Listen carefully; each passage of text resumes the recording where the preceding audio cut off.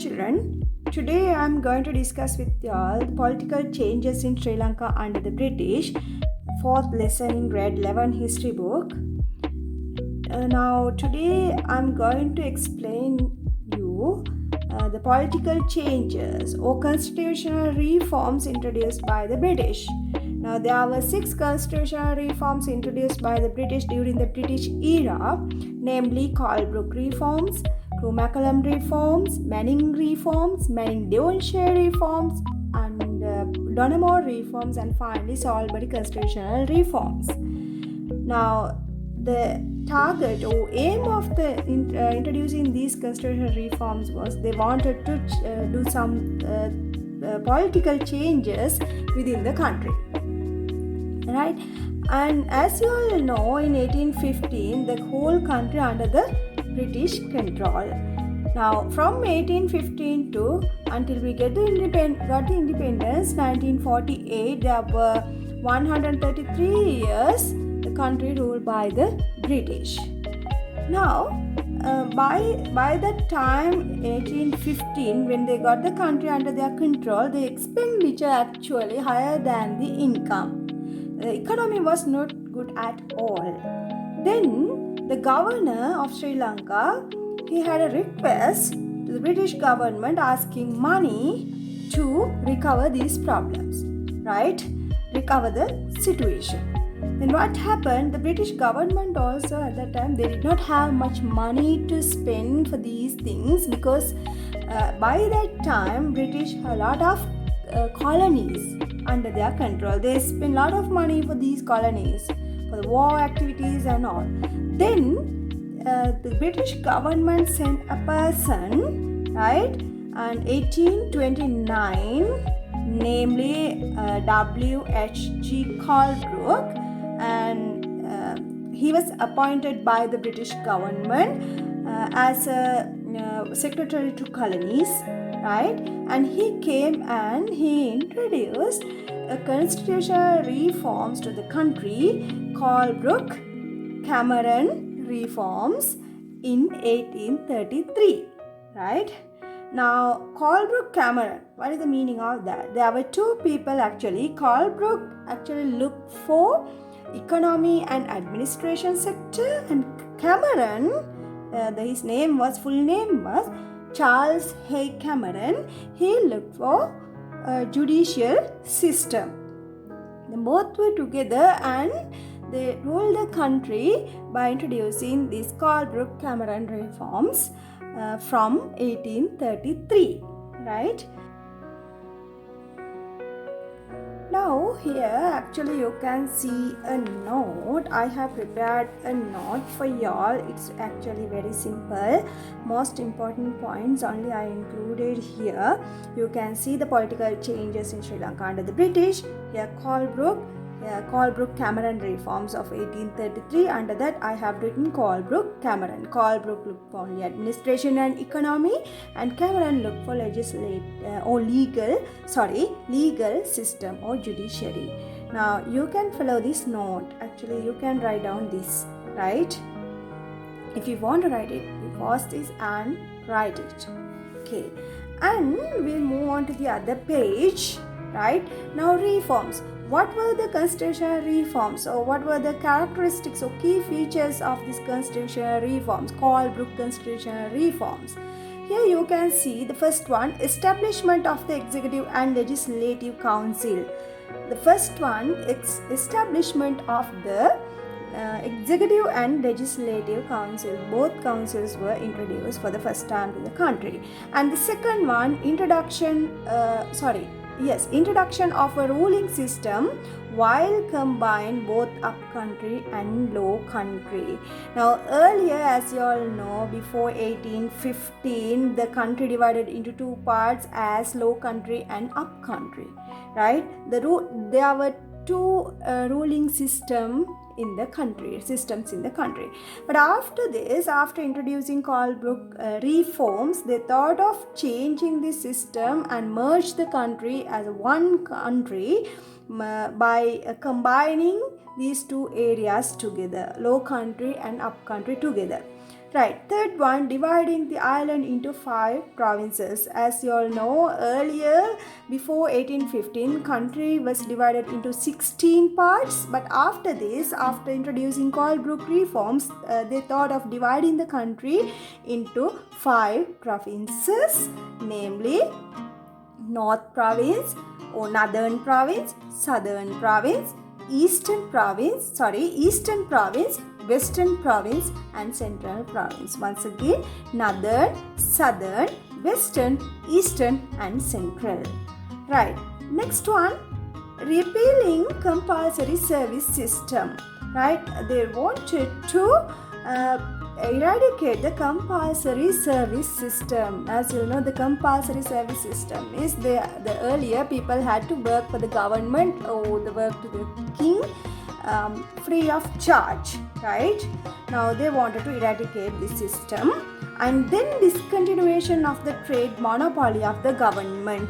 Discontinuation of the trade monopoly of the government. What does that mean?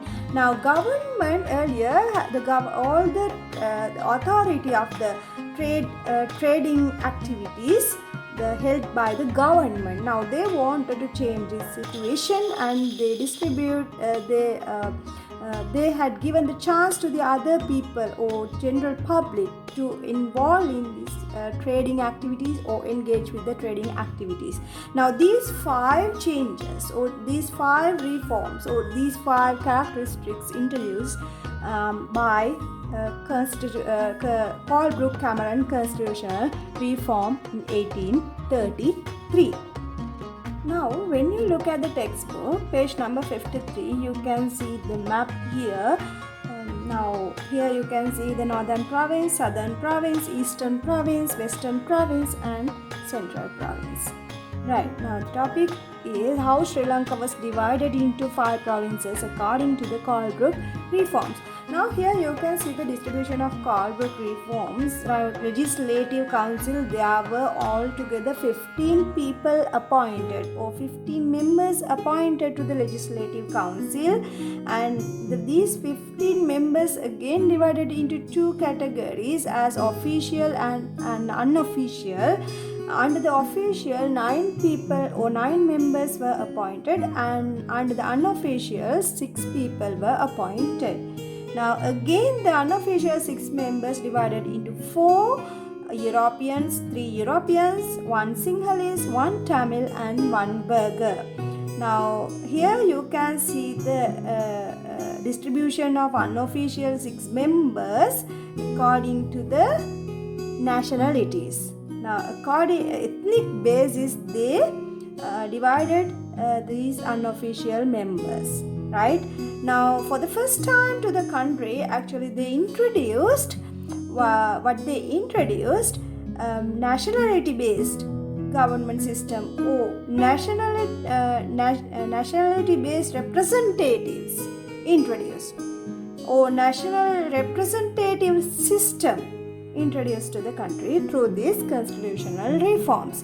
Now here you can see the distribution of constitutional reforms. Colebrook, 15 members, official 9, unofficial 6, 3 Europeans, 1 Sinhalese, 1 Tamil and 1 Burgher. Now here I have written the expectations of these constitutional reforms. Now first one, reduce the power of the governor.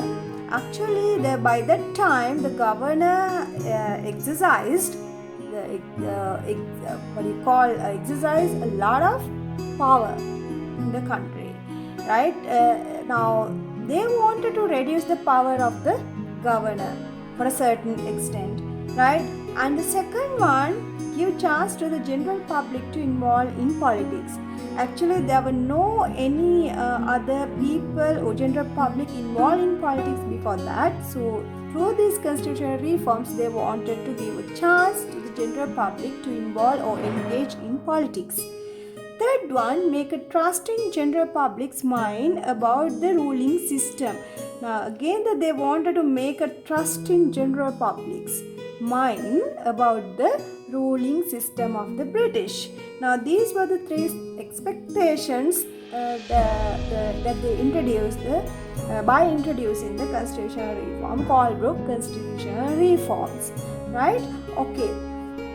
Now we moving on to the other page. Now key features. Now what are the key features of these constitutional reforms? Now when you look at this, you can see here. Now when you look at your textbook again, you can see official 9 and unofficial 6, right? Official members were introduced than unofficial members. Look at the number: official 9, unofficial 6. Now remember, these official members all British, right? These officials were British, unofficials Sri Lankan, right? Now see the number larger than the unofficial. Now first key feature was, it's actually weakness of this system, right? Official members were increased than unofficial members. Second one, official members were appointed on the top of official powers, right? Official members were appointed on the top of official powers. That means, what do you mean by that? Now all these official members governor appointees, right? According to the governor, now actually the favoritism, right? According to the governor's favoritism, loyal to the people who loyal to the governor, he appointed as the officials, right? The next one, again, unofficial members appointed by the governor. Again, the unofficials also appointed by the governor according to the loyalty, right? And the fourth one, unofficials are appointed according to the nationalities. That is what I said earlier. According to the nationalities, the governor appointed these people. Unofficial 6 members appointed based on nationalities, right? Now these are the key features. Remember these key features, 4 key features of these constitutional reforms. Earlier I discussed with you all the reforms. What are the reforms of these constitutional reform, and here key features. What are the changes that they have done in these constitutional reforms, right? Now here disadvantage of Colebrook reforms. Now I made a note for you all, disadvantages of Colebrook reforms. Now what do you think? What do you feel? Now what are the disadvantages of Colebrook reforms? Actually, officials were very powerful. We can see the number by looking at the number. Here 9 officials. Now and again 9 officials were British. Then officials were very powerful. It's actually one of the weak point of this Colebrook reform, or a disadvantage of this Colebrook reforms. Second one, unofficials were appointed by the governor. Because of that they were powerless or no freedom. What do you mean by that? Unofficials were appointed by the governor. Because of that they were powerless. Again, what do you mean by that? Now unofficials, as I told you, according to the loyalty, the people who loyal to the governor, they are only appointed as unofficials, right? The loyalty always expected. The governor expected loyalty from unofficials. There's no freedom there, right? You can see the freedom there. Now, nothing to do with that. Now, people had to agree with any kind of decision or whatever the governor made, or whatever the governor asked to agree. So they had to agree because there was no freedom there, right? And the third one, nationalities. I told you, a nationalist representative system introduced. According to the ethnicities, he appointed people under the unofficial 6, appointed these people based on ethnicities, right? Here nationalist representative can be seen here. Nationalist representative system produced harmful results to the country in the future. What does that mean? Now this nationality base or nationality based representation, it is actually not good for that. At the very beginning, there's nothing to do with that. Now, nothing has happened, but in the future, we all have experience with that. All the nationalist problems and ethnicity based problems arise because of these things. Now, this is the first weakness of this is the first they had made the weak point here through the Colebrook reforms. Right? They introduced nationality-based representation or nationalist representative system introduced. Actually, it was very harmful. Still, it is very harmful to the country. Now, here, as you all know, Sri Lanka is a multicultural country, multinationalist country. But here, people still have fights and conflicts against the nationalities. Now, this is what happened. The British, they have firstly introduced these things to the country, right? Fourth one, still the governor was exercising an immense power. We can't see the reducing power anywhere here, right? Now, because why? How we get that decision? We can't see any power reduction here. Here you can see the official 9 and unofficial 6, and again these both people appointed by the governor. No franchise can be seen here. All were appointed by the governor. The governor's favorism. So then there was no power reduction here in this Colebrook reform system, Colebrook Cameron reforms. Right. Now, members of the Executive Council, Colebrook. Right. Now here you can see the official members 9 appointed. Right. 9 official members were appointed. Now these 9 official members again divided into categories: Secretary of the Colony, Treasurer, Accountant, Head Surveyor, Cashier of the Colombo Customs Department. Now these 5 people appointed from the officials, right? Now remember, Secretary of the Colony, Treasurer, Accountant, Head Surveyor, Cashier of the Colombo Customs Department. Now, key features of Executive Council 1833. Executive Council, what is the Executive Council then? What do you think? Executive Council, again these official members including the Executive Council with the governor, right? Now, key features. Now, look at this. First one, limit the excessive power exercised by the governor in financial matters. Right, there are 3 key features you can see under this topic. Right, Executive Council, the key features key characteristics of the Executive Council. The limit excessive power exercised by the governor in financial matter. Right. Now we can see here, actually they have expected to limit the excessive power or power of the governor regarding the financial matters. Now, as I told you, by 1815, before introduced the constitutional reforms, Colebrook constitutional reforms, the country was actually lost, economically lost. There was no money. That is why they asked from the British government money. At that time only Colebrook Cameron Constitution, the Colebrook Commission or W.H. Colebrook appointed as a secretary to colony, right? Now here what they wanted to do here, the Colebrook Cameron, the Colebrook secretary colony, he wanted to limit this excessive power exercised by the governor regarding with financial matters, right?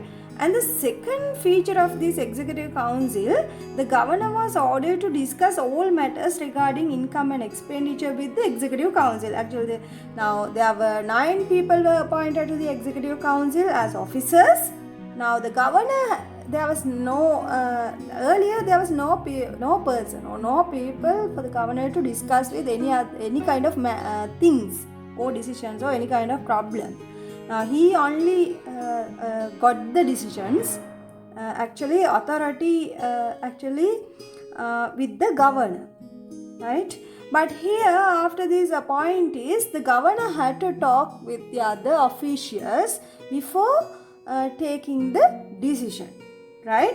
Now, especially regarding income and expenditure, right? Now, third one, the governor was required to seek the approval of the secretary to the colonies in difficult situation. Any other difficult situation that happened, actually, now even though it is mentioned here, the governor had to talk with the other people or other officials, 9 officials, anything regarding this income and expenditure, actually, it was actually not happening. It was actually not needed, right?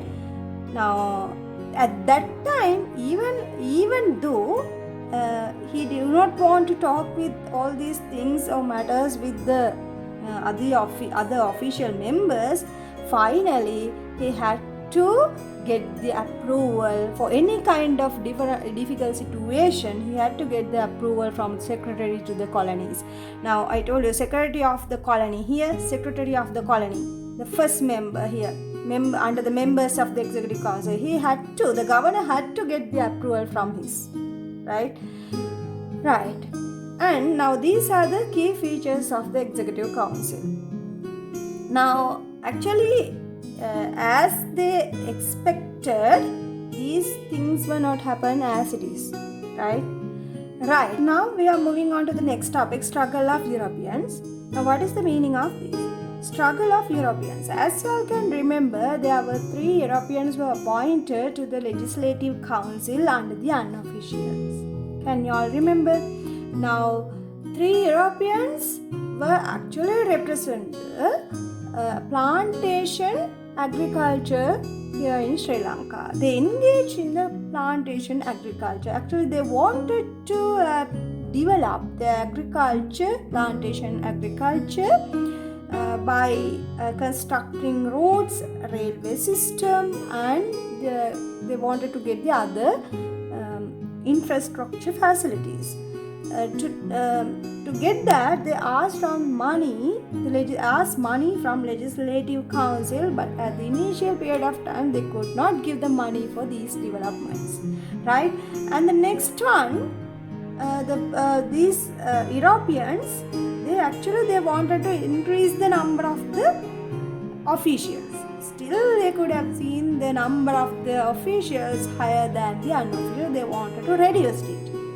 And the third one, they established Lanka Congress in 1865. For the first time, Sri Lanka, they introduced the organization, the establishing organizations, the system of establishing organizations introduced by the Europeans. Here you can see the picture of Mr. James Pierce. Here picture identification is very much needed. It is must, because under the MCQ questions, actually you will get the kind of questions, the picture identification, right? Mr. James Pierce, he was the first person who presented a formal petition to the secretary of the colony, asking or requesting constitutional reforms to the country, right? Okay. Now, constitutional reforms 1910, Crowe-McCallum. Here the distribution of constitutional reforms, you can see the 21 people or members appointed to the Legislative Council, number was increased. Earlier 15 members, now 21 people appointed. And again it was divided into 2 officials and unofficials. Still you can see the officials 11, unofficials 10, the number higher than the unofficial. And unofficial again divided into 2 limited limited franchise nomination. These 10 people divided into two categories. Limited franchise nomination. The nominated people 6 and under the limited franchise 4 people were appointed. Right now, for the first time, you can see the limited franchise introduced to the system. And under the limited franchise, the 2 Europeans appointed, 1 burgher appointed, and 1 educated Sri Lankan. For the first time, 1 educated Sri Lankan appointed. Now, these are the by looking at these constitutional reforms or distribution of the 1910 Crow-Mackellar or any kind of constitutional reforms, you can see you can identify the key features, right? Right, now key features of 1910 Crow-Mackellar reforms. Now, first one, opportunity of appointing members to the Legislative Council using franchise for the first time. As I told you earlier, here you can see when you go through this distribution 1910, you can see the limited franchise, the unofficial members divided into according to limited franchise and nomination. And then the second one, a member to represent the educated Sri Lankans, Ponnambalam Ramanathan. Here, under the limited franchise, the one educated Sri Lankan appointed to the Legislative Council, namely Ponnambalam Ramanathan. Right, third one, still the majority of the council was the official members. Here, official 11 and the unofficial 10. That means the unofficial members less than the officials. Right.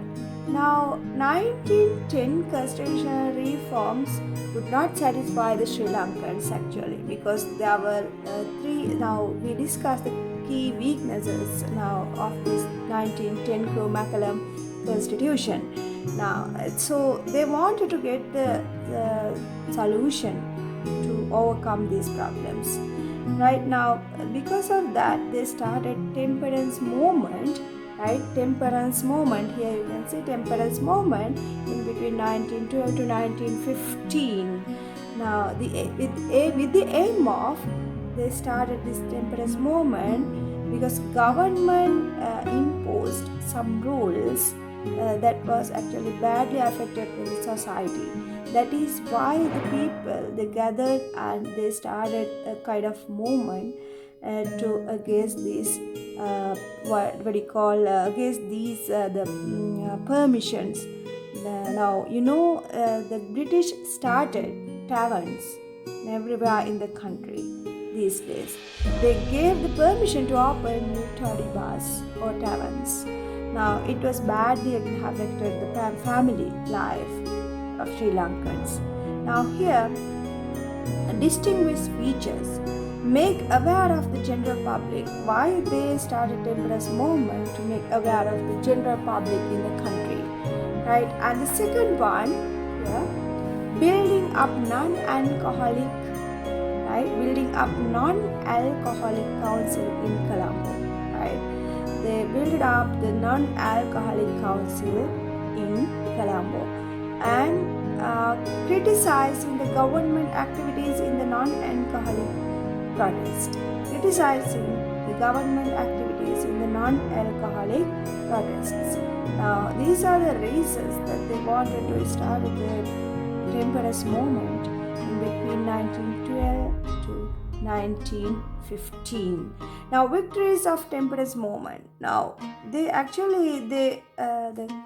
got some plus points by organizing this temperance movement or doing some activities in the temperance movement. The first one, the number of taverns were limited. Now they could have limited the number of taverns, right?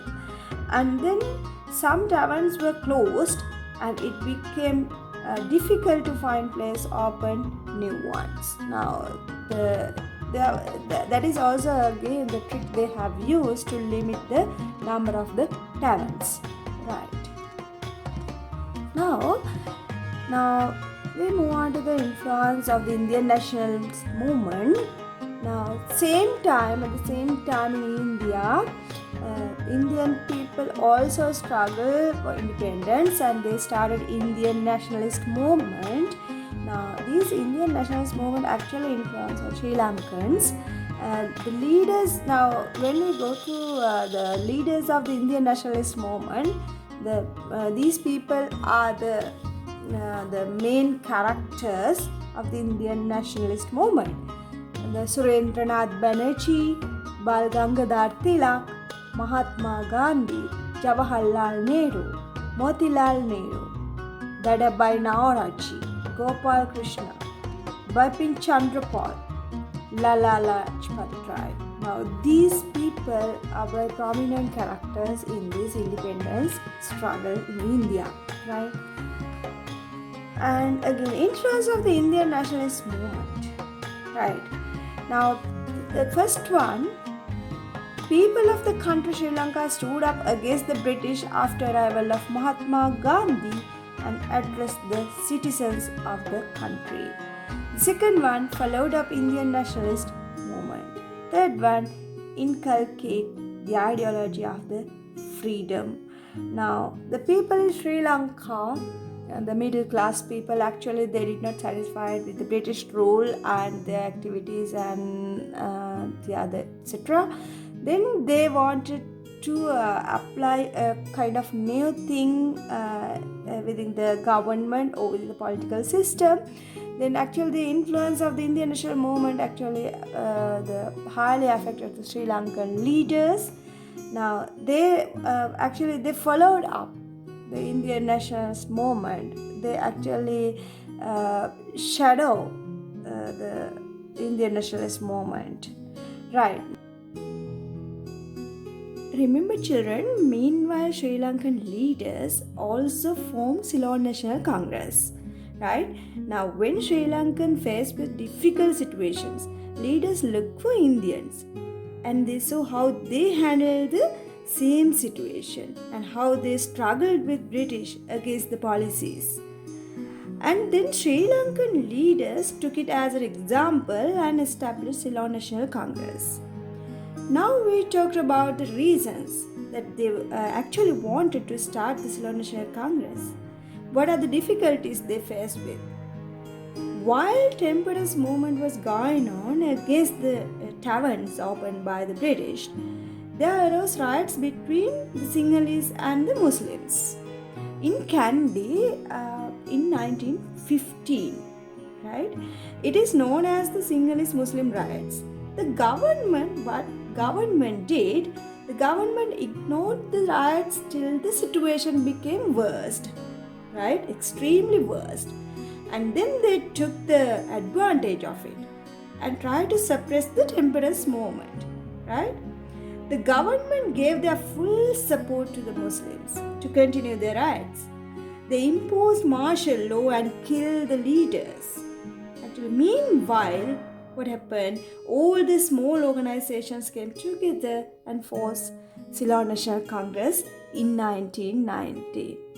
The leader or the president was in Ceylon National Congress, Ponnambalam Arunachalam, right?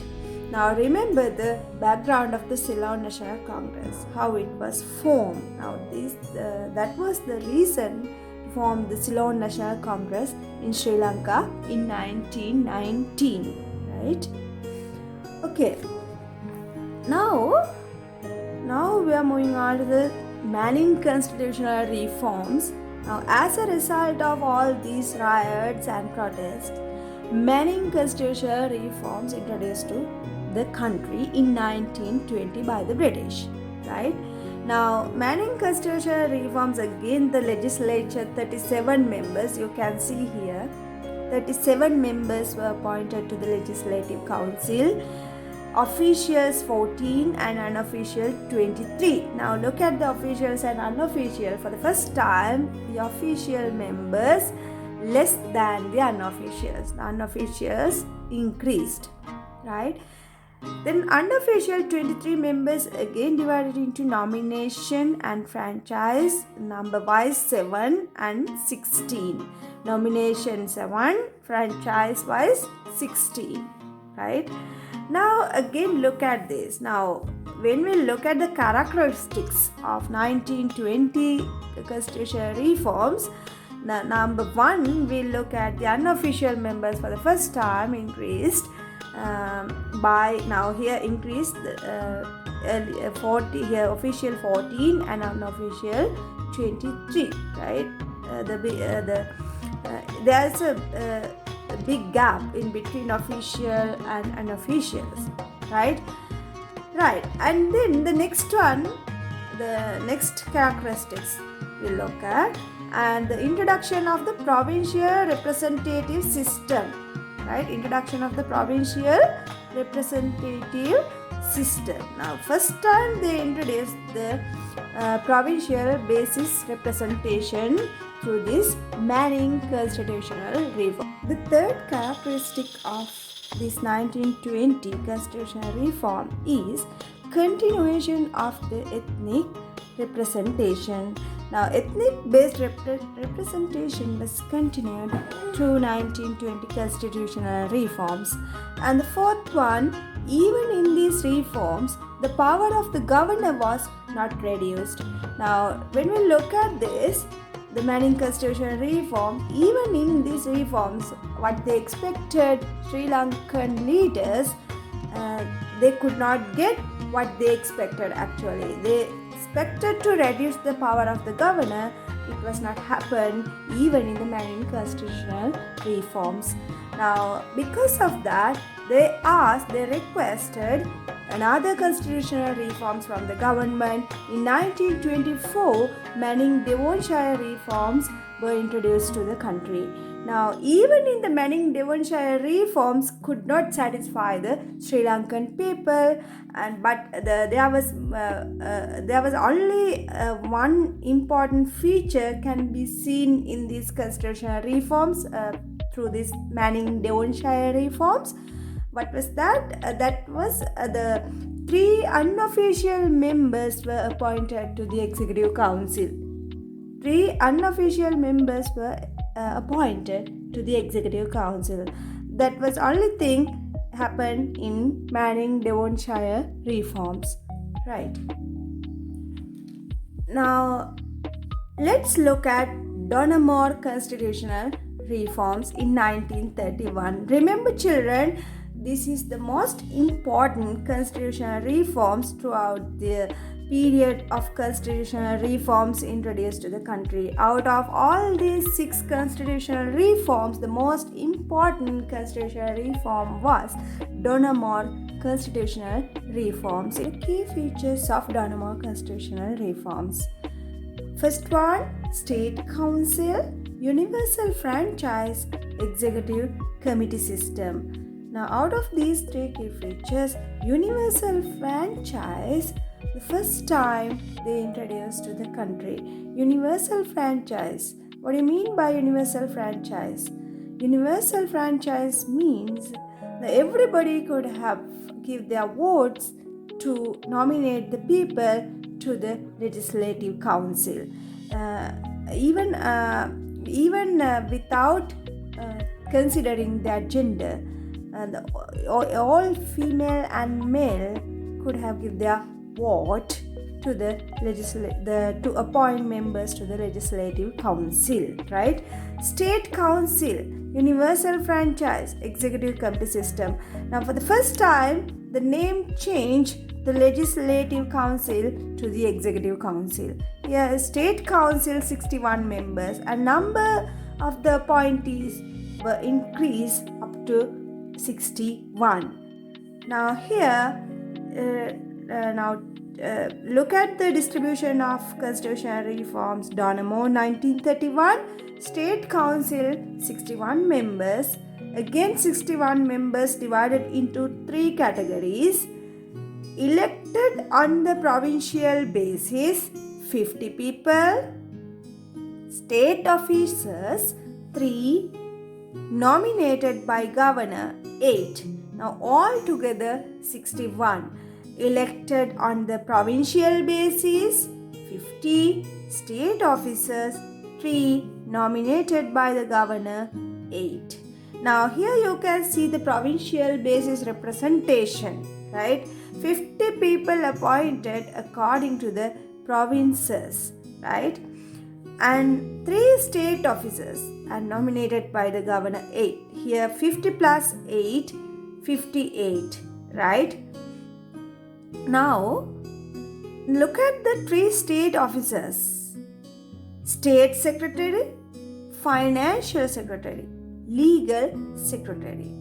Now when you keenly look at this Denmark constitution reforms distribution, right, you can see still the power of the governor or power of the state council owned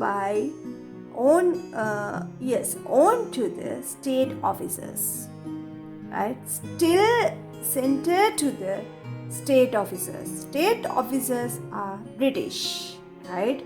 Now look at state secretary. State secretary actually he responsible for defense, right? Defense is the country's the major priority should now for an example now in the world we should give the main priority to defense, right? Defense is the first thing of each and every country. And again the financial secretary, that means money. The financial secretary responsible for money. Money is the second validity, right? Money is the second valuable thing. And the third one, legal secretary. Legal secretary responsible for judicial system. Now in a country, right? Now these 3 categories: state or defense, finance, and legal. These are the main or major things, right? When you consider the administrative system or administration of a particular country, these 3 are the major things, right? Still the major things centered to the state officers or handled by British, right? Now these 58 members, 50 here from provincial basis are nominated by the governor. These 58 again divided into 7 categories. Here you can see 7 categories according to 7 executive committees. Now these the 58 people divided into 7 executive committees and again appointed leaders for each and every executive committees. Now look at this. First one, Home Affairs, right?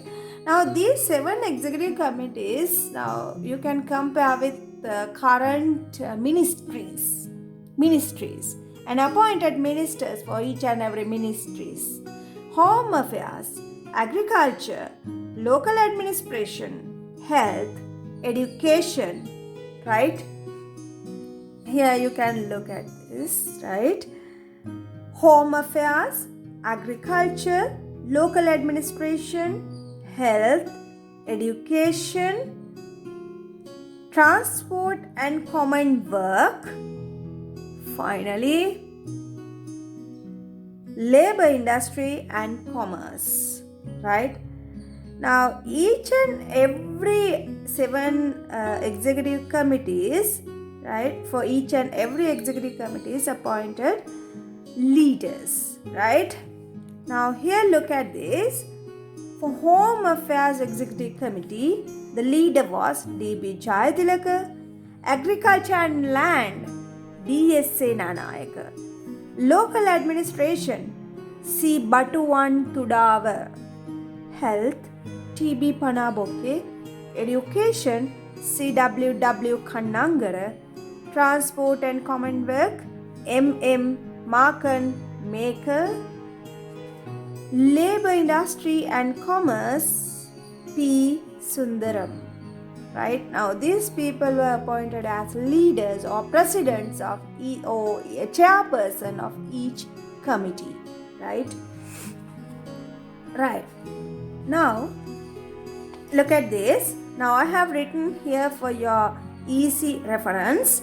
Donoughmore ministers, state officers 3, chairpersons 7 or presidents of each committee, altogether 10 ministers, including state officers and other chairpersons, altogether 10 ministers in Donoughmore Constitutional Reforms 1931.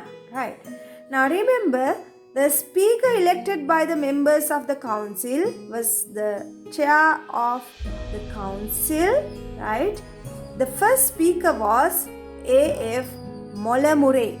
The speaker of this government, the first speaker Sri Lanka was A.F. Molamure. Now he was introduced by the Donoughmore Constitutional Reforms. Remember that. Right. Now we talk about the key characteristics of Donoughmore Constitutional Reforms. Now, as I told you about the one of the key characteristics introduced by the Donoughmore Constitutional Reforms, universal franchise. Now, universal franchise means all males and females who were above 21 years old were granted franchise irrespective of their wealth, educational qualifications, right? Now, without considering their gender, educational level, or wealth, or wealthiness, all got the universal or all granted universal franchise. The restriction was the person should be above 21 years old, right? The next one, state secretary, financial matters, and then legal affairs still in the hands of the 3 state officials. The power centered to the, what do you mean by that? Power centered, still the power handled by the British, right? Right. Setting up of agricultural villages and the introduction of free education were prominent features during the era of the State Council. Now, when you talk about the key features when you think about the key features introduced by the Donoughmore Constitutional Reforms were setting up of agricultural villages and introduction of free education system to the country. Now you can see the education minister C.W.W. Kandangara, he was the father of the free education, right? Now we talk about the weaknesses of the Donoughmore Constitution. Still, now even though Donoughmore Constitution was the most prominent constitutional reforms out of those 6 constitutional reforms, still the Donoughmore Constitution had weaknesses, right? You can see the first one, the 3 main institutions of the government still in the hands of the English, right? The 3 main institutions of the government, as I told you, what were they? Defense, finance and legal, still handled by the English. And then the power of the governor still not reduced as expected. What do you mean by this? Still, now all these the 3 main institutions of the government still in the hands of the English means still the power of the governor not reduced. That's the meaning, right?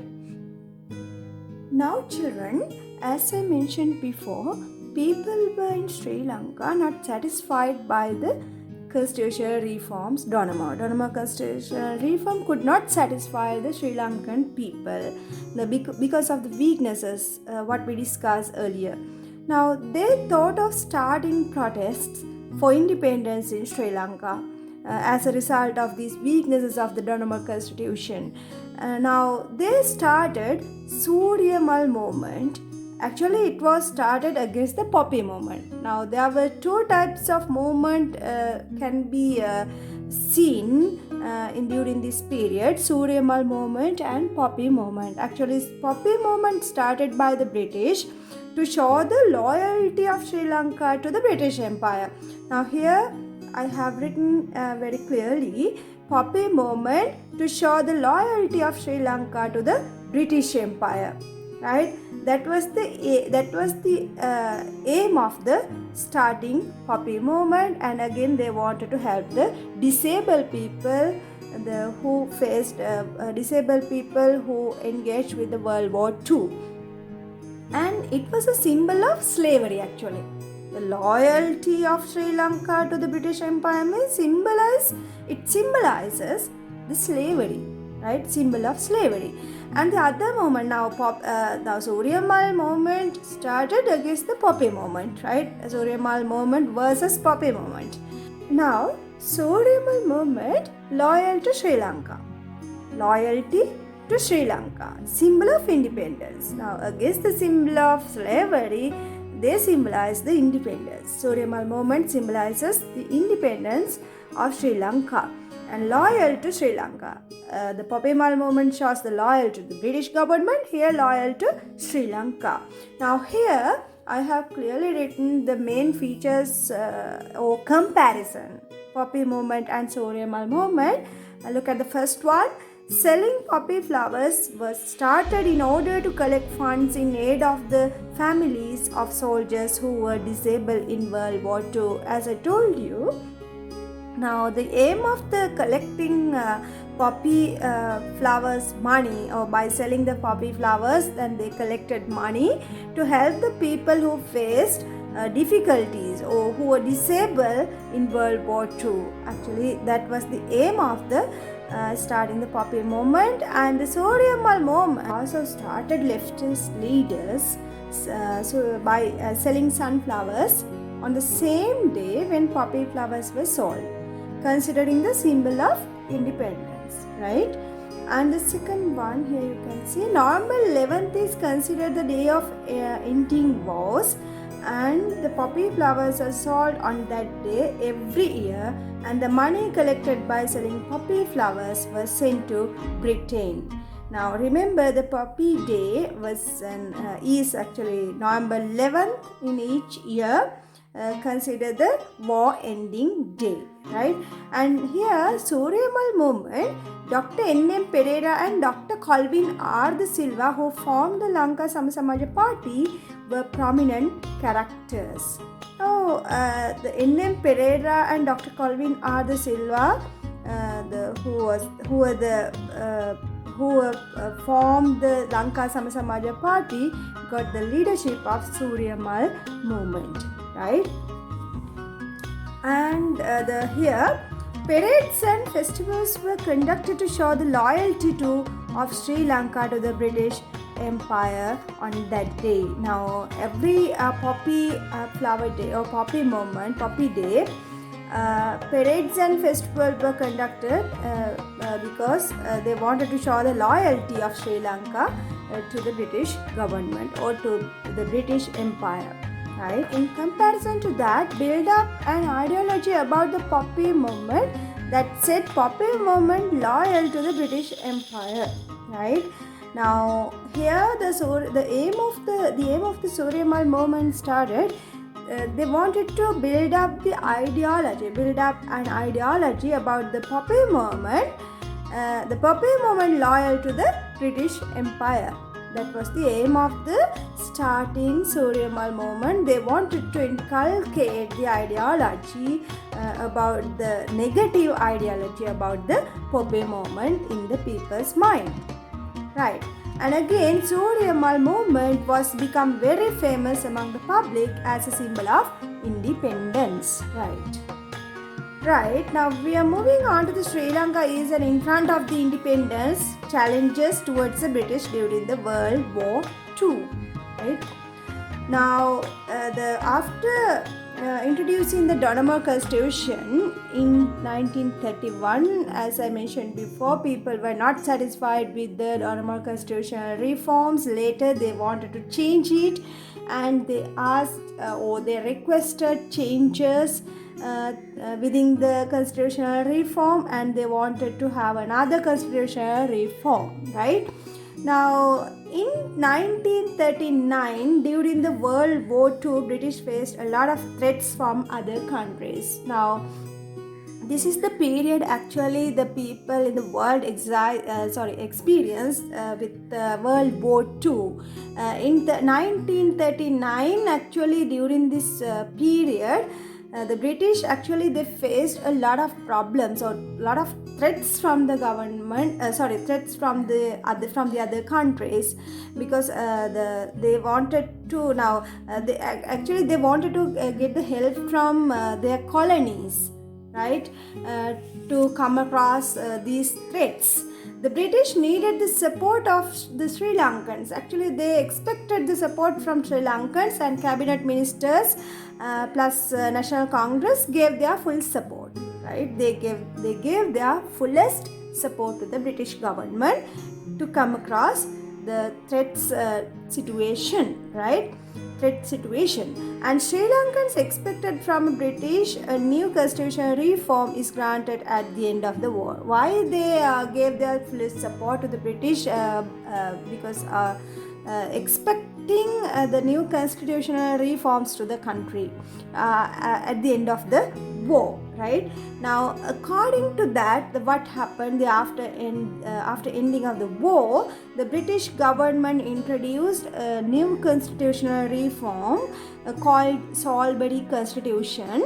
And from that constitution, actually they introduced or they proposed a parliamentary system to the country. Actually, it was kind of a successful constitution out of these all 6 constitutions, because they introduced or they proposed, they suggested a parliamentary system to the country. For the first time, they introduced a parliamentary system to the country. Now, actually, remember children, we got the independence in 1948, February 4th, now through the Salisbury Constitution. Remember that. Now, as a result of the Salisbury Constitution, actually we got the independence, or as another step of Salisbury Constitution, we got the independence to the country. Right. Okay, that is the end of the lesson, children. Then I would like to recall your memory by summarizing this. Actually we discuss throughout the lesson political changes of the country during the British period. Accordingly, they introduced several constitutional reforms, namely Colebrook Constitutional Reform, Crewe Macallum Constitutional Reform, Manning Reform, Manning-Devonshire Reform, Donoughmore reforms, and finally Salisbury reforms. Now, as a result of those constitutional reforms, we got the independence in 1948 to the country. Right. Okay, that's all for today's lesson, children. And today's lesson, actually, I thought of giving you map marking lessons, children, through interesting games. Now, please go through the description box below and find the link and click on it. It will become a more interesting practice for you for map marking.